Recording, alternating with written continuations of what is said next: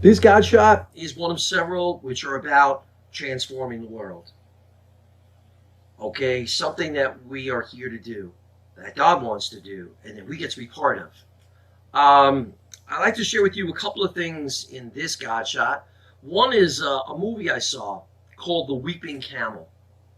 And it's kind of an obscure Mongolian film. I don't think most people will ever get to see it. But in this documentary, there's a camel that gives birth to a white camel, which is clearly not a normal camel. And because the newborn camel doesn't have the appearance of a normal camel, the mother rejects him. And the camel literally cries. But the mother ignores him. It's the saddest thing in the world. The people who own the camel are trying to straighten it out, and they discover that there is a song that some of the medicine men in Mongolia, some of the shamans, the monks, whoever it is that's religious there, they know a particular song that if played, it will cause the mother to have empathy and love for their newborn. They finally track down somebody who knows the song. They come, and the documentary is you actually see them playing the song on their flute, and the mother comes back to her child and is lovingly there for them. I wonder sometimes, what will it take? What song is it that will cause us to truly care enough for each other? What will make churches be the places of loving that they're supposed to be? What would make our schools be the places of truly nurturing of life on the level that we're supposed to be? What will make our governments, turn our world into a civilization of love? What will it take? It's a battle, but it's a battle worth fighting. I'm not a big Shakespeare fan, not at all, but there is a really cool scene in Henry V. If you get a chance to see the movie where Kenneth Branagh plays Henry V, it's pretty stirring. They're about to go up to a battle that looks like there's no way they're going to win. And the troops are grumbling. They're all like, and he walks through his camp right before the battle, and he's seeing them grumbling and hearing watching them complaining and this and that. And he finally calls all his men together. And he says, you know what? Anybody don't want to fight this battle tomorrow? Adios. Well, it's in English, so it's goodbye. We're not going to hold it against you. Usually they never do that. You can get killed for desertion. But they're like, you know what? No hard feelings. You don't want to be here? Boom. No. We wouldn't want to be fighting that battle right alongside you if you don't have your heart in it. And then he says to everyone else who stays, though, this will be a battle that we win this. They'll talk about us throughout all of history.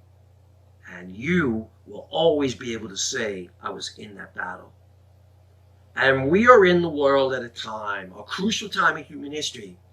And to be able to be in this battle at this time for the transformation of the world, to the fighting of evil, the systematic enslavement of humanity, man, this is the time to be alive. What's going to be your unique part?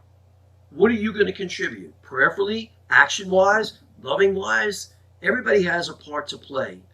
And if we could just see ourselves, we can allow our hearts to be opened, okay, and fill with love and compassion, and never settle.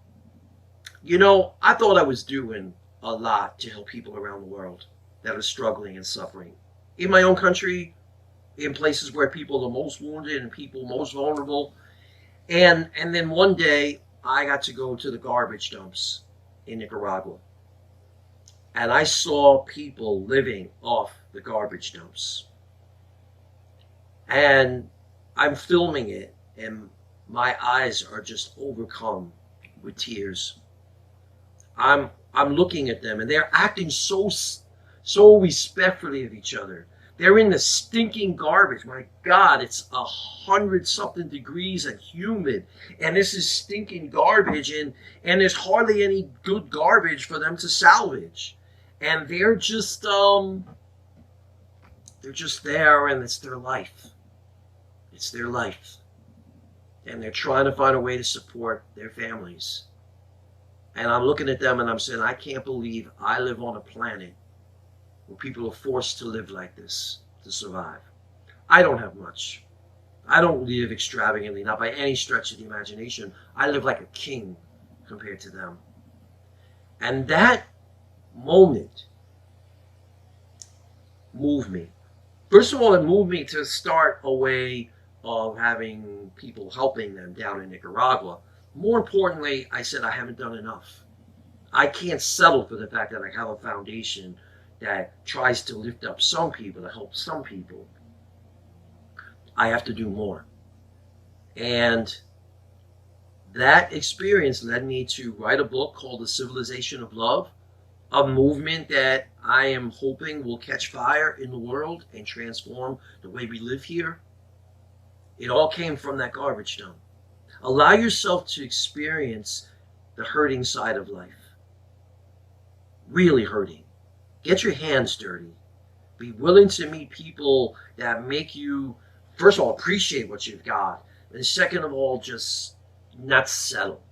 To have a fire in your belly about the work of transforming the world. I hope that something I've said to you has stirred that up in you. Because we are, like I said, in a world at a key time. Okay? Go out there. We need you. We need you. Rock the planet in the way that only you can. Okay? God bless you.